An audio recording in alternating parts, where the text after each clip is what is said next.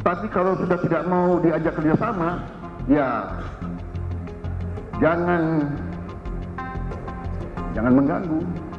Seolah-olah ingin bukan sekedar memaksakan tapi mau mendalilkan bahwa hanya melalui pemerintahan Presiden Prabowo dan Gibran maka Indonesia bisa tumbuh bagus. Kan itu juga klaim yang sebetulnya ya ada nasionalisme di situ, ada patriotisme di situ. Kita hormati prinsip Pak Prabowo, tetapi klaim itu klaim yang berlebihan dan membahayakan. Itu akan jadi klaim yang nanti akan jadi politik permusuhan kan.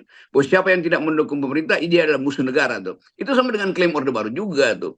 Jadi hal-hal ini yang saya kira harus diucapkan secara bijak. Kalau memang PDIP udah tidak mau bergabung dan memang saya kira dari awal problemnya bukan antara Megawati dan Prabowo, tapi problemnya antara Megawati dan Jokowi sebetulnya tuh. Jadi untuk kejernihan sebaiknya dipisahkan tuh. Bahwa Ibu Mega mungkin ingin bergabung tetapi prasyaratnya tidak dipenuhi oleh Pak Prabowo, yaitu portofolio partai yang harusnya disusun berdasarkan kepentingan bangsa tapi mungkin sekedar disusun demi kepentingan memenuhi kuota atau permintaan atau tekanan politik Jokowi. Jadi kelihatannya itu yang boleh kita duga dengan kuat bahwa Prabowo akhirnya kesel atau mungkin jengkel juga kok nggak ada tanggapan dari PDIP. Tetapi sekali lagi PDIP tentu punya poin bahwa dari awal tidak mungkin PDIP bergabung dengan Prabowo yang di dalamnya ada unsur-unsur pengkhianat, ada toxic person semacam Jokowi kan. Bagi Ibu Mega dua tokoh itu juga adalah tokoh kesayangan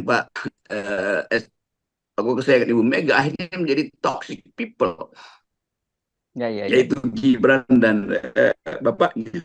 Jadi sebetulnya Prabowo itu agak berlebihan itu kalau menganggap bahwa hanya melalui pemerintahan Pak Prabowo dan Gibran Indonesia ini bisa mengalami kemajuan tuh. Nah itu sebetulnya poinnya yang keliru karena apapun yang di persen yang tidak sekedar menunjukkan ketidaksepakatan dengan ide Prabowo yang hanya ingin meneruskan kepemimpinan Pak Jokowi, tetapi juga ada soal yang lebih personal misalnya bagi Megawati yaitu pengkhianatan Gibran atau Jokowi melalui Gibran yang menyebabkan tergores secara ideologis, tergores secara psikologis kepemimpinan Megawati di PDIP kan Pak Jokowi itu memberantakkan partai itu tuh. Nah itu kan tidak boleh sekedar diselesaikan melalui approach Prabowo pada Mega. Problemnya adalah Jokowi tidak mau lagi ditemui oleh Mega, jadi nggak usah dipaksa melalui Prabowo.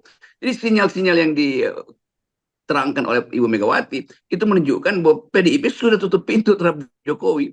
Nah kalau di dalam kabinet Prabowo nanti masih ada unsur Jokowi yang adalah anaknya, nah itu bagi Ibu Mega ini toxic person nih.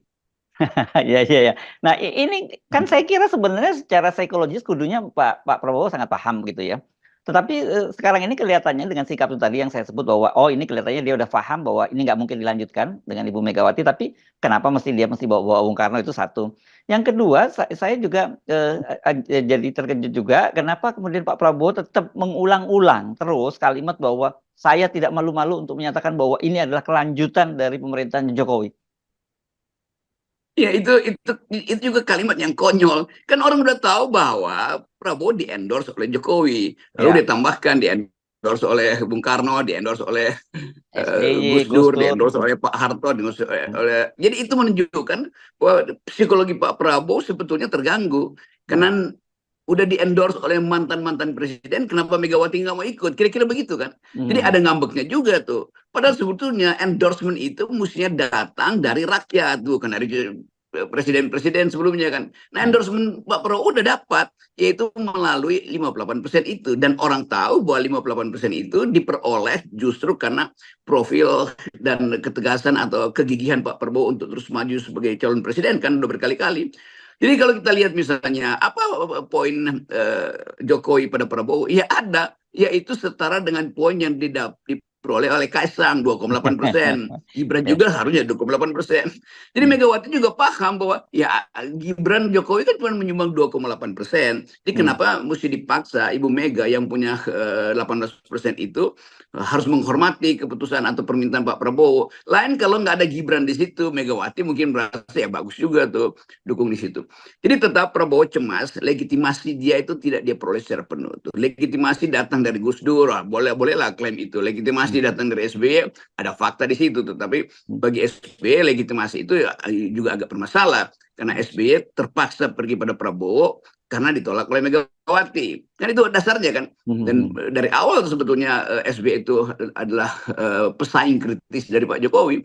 Jadi semua ini menunjukkan hasil pemilu itu tetap bermasalah secara legitimasi itu.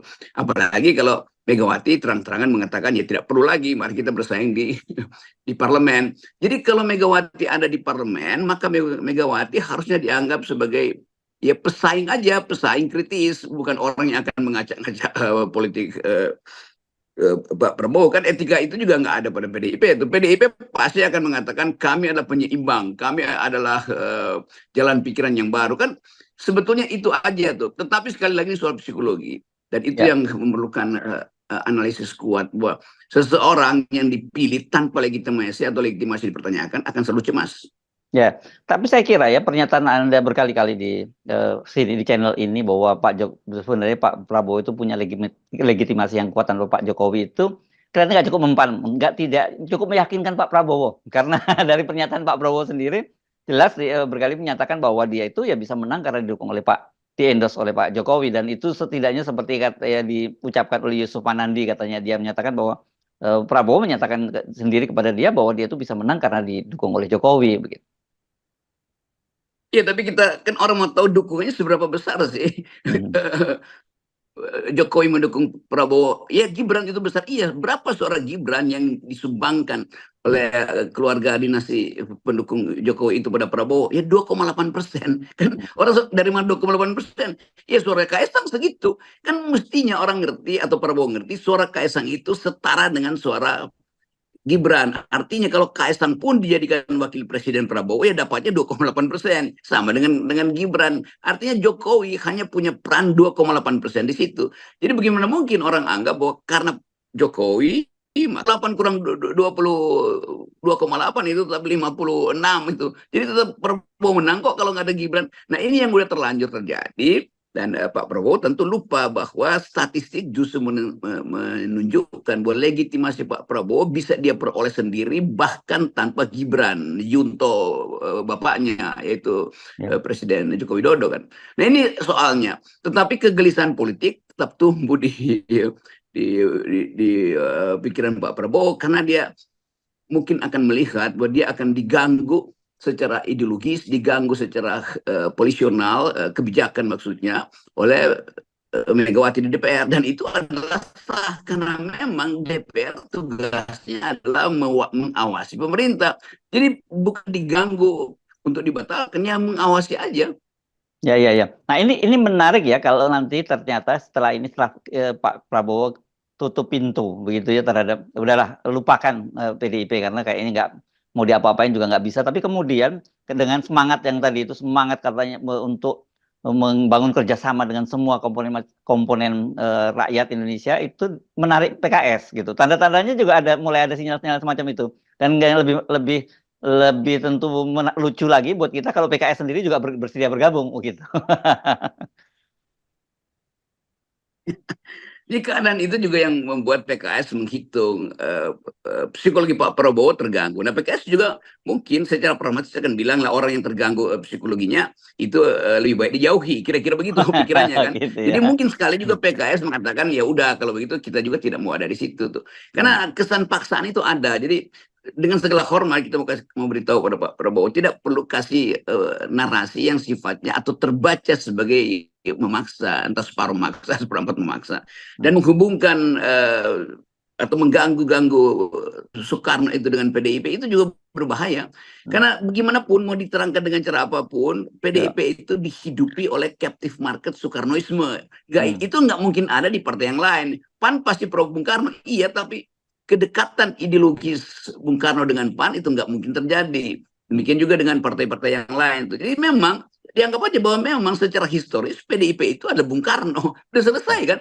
Jadi soal Bung Karno itu pemimpin besar revolusi, proklamator, itu juga orang tahu bahwa Bung Karno adalah pemimpin semua atau penemu Pancasila misalnya. Bung Karno ada tokoh yang disegani di dunia. Ya semua itu juga bangsa ini tuh membanggakan. Nggak ada bangsa yang tidak mengidentikan dirinya dengan Bung Karno. Tetapi PDIP adalah partai satu-satunya partai yang secara historis